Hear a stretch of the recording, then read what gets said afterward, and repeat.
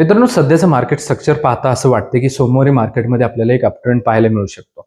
परंतु मार्केटला प्रिडिक्ट करण्यापेक्षा जास्त महत्त्वाचे आहेत लेव्हल्स सध्यासाठी. कारण की प्रिडिक्शनला मार्केट तितकंसं सपोर्ट करत नाहीये मागच्या 2-3 आठवड्यांपासून. सध्या ग्लोबल ज्या न्यूज येतात आहे त्या सुद्धा पॉझिटिव्ह किंवा निगेटिव्ह दोन्ही असू शकतात. त्यामुळे मार्केटला प्रिडिक्ट करण्यावरती आपलं लक्ष केंद्रित करण्यापेक्षा सध्या लेव्हल्सवरती लक्ष दिलेलं जास्त महत्त्वाचं आहे असं मला वाटतं. आणि त्याच्यामुळे आपल्या व्हिडिओज आपण लेव्हल्स जे आहे फोकस त्या ठेवण्याचा जास्त प्रयत्न करतोय.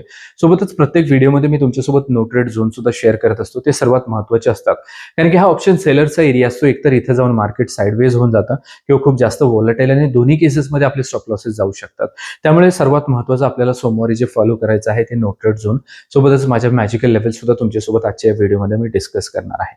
नमस्ते मित्रांनो, मी संतोष निकम. मी एक सेबी रजिस्टर्ड रिसर्च अॅनालिस्ट आहे आणि माझ्या प्रत्येक व्हिडिओच्या माध्यमातून इन्स्टिट्यूशनल स्टाईल लर्निंग आणि अनालिसिस तुमच्यासोबत शेअर करण्याचा माझा प्रयत्न असतो आणि आजच्या व्हिडिओमध्ये देखील माझा असाच प्रयत्न असणार आहे. चला सुरुवात करूयात इथं आपल्या आजच्या व्हिडिओला.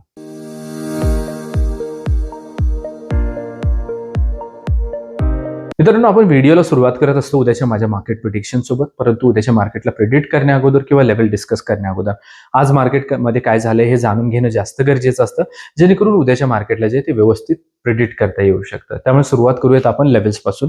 सर्वप्रथम इन्स्टिट्यूशनल फुटप्रिंट्स बद्दल बोलूयात, जे मी मार्केट ओपनिंगच्या अगोदर तुमच्यासोबत जे आहे ते डेली बेसिसवरती शेअर करत असतो. या कुठल्याही नॉर्मल सपोर्ट रेजिस्टन्सच्या लेव्हल्स नसतात, या इन्स्टिट्यूशनल फुटप्रिंट्स असतात. या लेव्हलला इन्स्टिट्यूशन्सनी त्यांचा व्हॉल्यूम एक्झिक्यूट केलेला असतो. सर्वप्रथम इथून एक शार्पफॉल आपल्याला आलेला पाहायला मिळतो. हा ट्रेड देखील मी माझ्या पेड सर्व्हिसेसमध्ये अग्रेसिव्ह टाइम फ्रेमवरती दिलेलं होतं ऑलरेडी. इथे एक चांगला सपोर्ट आलेला पाहायला मिळतोय, एक बाउन्स बॅक आला, परत एक शार्पफॉल आलेला पाहायला मिळते आणि परत एक सपोर्ट आल्यानंतर ना मार्केट खूप चांगलं वरच्या साईडला गेलेलं पाहायला मिळते. पिन पॉईंट परत एक रेजिस्टन्स आणि परत एकदा खालीला आलेलं पाहायला मिळते. आणि तुम्ही पाहू शकता या कुठल्याही राऊंड अप लेवल नाही आहेत, ऑड फिगर्स आहेत, ऑड नंबर्स आहेत आणि इथून मार्केटमध्ये किती चांगलं रिव्हर्सल आलेलं तुम्ही पाहू शकता. कारण की ह्या लेवलला इन्स्टिट्यूशन जे आहे ते त्यांच्या एक्झिक्युशन जे ते करत असतात. आता निफ्टी बद्दल बोलूया, जे की मॅजिकल लेवल तुमच्यासोबत एक दिवस ॲडव्हान्समध्ये मी शेअर करतो. ह्या लेवलच्या खाली आपण डिस्कस केलं तर मार्केट वीक राहू शकतं. तुमच्यासोबत हा सपोर्ट सुद्धा शेअर केलेला होता किंवा टार्गेट 1 सुद्धा आपण याला म्हणू शकतो.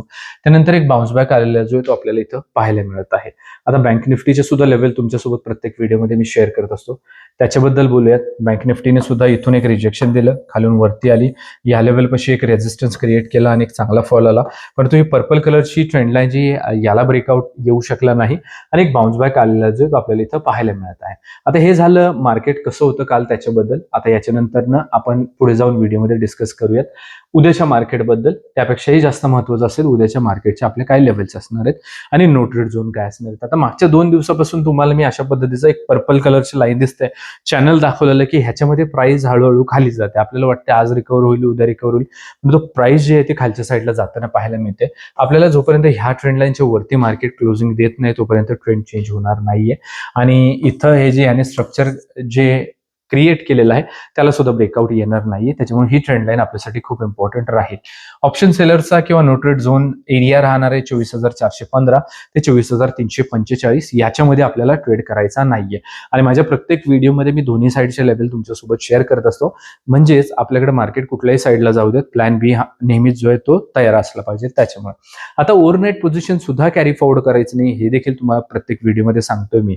त्याच्यामुळे जर तुम्ही कॅरी फॉरवर्ड केलेली नसेल तर मग मार्केट गॅप अप ओपन होऊ देत किंवा गॅप डाऊन ओपन होऊ देत, घाबरायचं काहीच कारण नाही. कारण की दोन्ही साईडच्या लेवल आपल्यासाठी जे ते काम करणार आहे. 24,415च्या वरती निफ्टी बुलिश राहू शकते. 24,482, 24,545, 24,609 आणि 24,666 इथं आपल्या वरच्या साईडच्या लेवल्स राहतील. तर 24,345च्या खाली निफ्टी वीक राहू शकते. 24,277, 24,213, 24,135 आणि 24,054 आपल्या खालच्या साईडच्या लेवल्स राहतील. तर लेवल 4 जे आहे दोन्ही इंडेक्स सोबतची दोन्ही साईडची ही इम्पॉर्टंट रिव्हर्सलची लेवल राहील. त्यामुळे देखील लेवल चार्टवरती असणं गरजेचं आहे. राऊंड अप लेवल नाहीये, त्यामुळे तुमच्या त्या लक्षात राहत नाही. त्यामुळे चार्टवरती मार्क करा, जेणेकरून लाईव्ह मार्केटमध्ये जेव्हा टेक्निकल अनालिसिसचा कुठला प्राइस एक्शनचा सेटअप बनेल तुम्ही त्याला इझिली कॅच करू शकता. आता कुठल्याही रेजिस्टन्सला त्याच वेळेला आपण ब्रेकआउट मानू ज्यावेळेला अशा पद्धतीची 5 मिनिटाची कॅन्डल क्लोज होईल आणि पुढची कॅन्डल जी त्याचा हाय ब्रेक करेल त्याच वेळेला याला ब्रेकआउट आला असं कन्सिडर करू. सरळ डायरेक्ट एंट्री जर घेतली तर अशी मोठी कॅन्डल येऊन स्टॉप लॉस जाऊ शकतो. त्याच्यामुळे नेहमीच जे आहे ते आपल्याला कॅन्डल क्लोजिंगचा वेट करायचं आहे. आता बँक निफ्टीवरती बरेच लोक ट्रेड करत नाहीत, प्रीमियम हाई असतात म्हणून. परंतु ह्या लेवल सुद्धा मी तुमच्यासोबत शेअर करत असतो, कारण की बँक निफ्टीमध्ये लिस्ट असलेले स्टॉक चांगल्या वेटेज सोबत निफ्टीमध्ये सुद्धा लिस्टेड असतात. त्यामुळे हे देखील एक अर्ली इंडिकेशन आपल्याला देत असतात. आता बँक निफ्टी सुद्धा बऱ्याच दिवसापासून हे पर्पल कलरची जी सपोर्ट रेजिस्टन्सची ट्रेंड लाईन आहे याच्यामध्ये जे आहे ते अडकलेली आपल्याला पाहायला मिळते. याला काही ब्रेकआउट येत नाही. जोपर्यंत ह्या लेवलला ब्रेकआउट येत नाही 57,887च्या, तोपर्यंत स्ट्रक्चर चेंज होण्याचे चान्सेस खूप कमी आहेत. आणि आपल्याला जरी असं वाटत असलं की निफ्टी ब्रेकआउट देऊ शकते, तरी देखील मात्र आपल्याला बँक निफ्टीमध्ये तसं स्ट्रक्चर पाहायला मिळत नाहीये. उलट दिशेला बँक निफ्टी पाहायला मिळते. बँक निफ्टी खूप जास्त चान्सेस आहेत खालच्या साईडला ब्रेकडाऊन देण्याचे. त्याच्यामुळे अर्ली इंडिकेशन बँक निफ्टी देणार आहे आपल्याला निफ्टीवरती काय पॉसिबल मूव्ह येणार आहे त्याच्याबद्दल. त्याच्यामुळे काय करा की बँक निफ्टीच्या लेवल सुद्धा चार्टवरती मार्क करून ठेवा. तुम्ही ट्रेड करू नका. लेवल मात्र चार्टवरती असावेत आणि त्यांना ऑब्झर्व देखील करायचंय. 57,580 ते 57,485 आपला नो ट्रेड झोन असणार आहे. याच्यामध्ये ट्रेड करायचं नाहीये. 57,485च्या खाली बँक निफ्टी वीक राहू शकते. 57,377, 57,256, 57,121 आणि 56,961 आपल्या खालच्या साईडच्या लेवल्स राहतील. तर 57,580च्या वरती बँक निफ्टी बुलिश राहू शकते. 57,710, 57,877, 58,020 आणि 58,185 आपल्या वरच्या साईडच्या लेवल्स राहतील. तर मित्रांनो, आपल्या आजच्या या व्हिडिओमध्ये आपण निफ्टी आणि बँक निफ्टीच्या उद्याच्या माझ्या मॅजिकल लेवल्स डिस्कस केलेले आहेत. उद्याच्या माझ्या मार्केट प्रिडिक्शन सोबत अशा पद्धतीचा एज्युकेशनल कॉन्टेंट मी डेली बेसिसवरती आपल्या युट्यूब चॅनलवरती अपलोड करत असतो. जर तुम्ही आपल्या चॅनलवरती नवीन असाल, अजून सबस्क्राईब नसेल केलेलं, तर नक्की करा. या व्हिडिओच्या डिस्क्रिप्शन बॉक्समध्ये आपल्या टेलिग्राम चॅनलची लिंक दिलेली आहे, जिथे तुम्ही मला लाईव्ह मार्केटच्या अपडेटसाठी नक्की फॉलो करा. सर्वात महत्त्वाचं म्हणजे व्हिडिओ जर लाईक आणि कमेंट नसेल केलेलं तर नक्की करा. Thank you so much.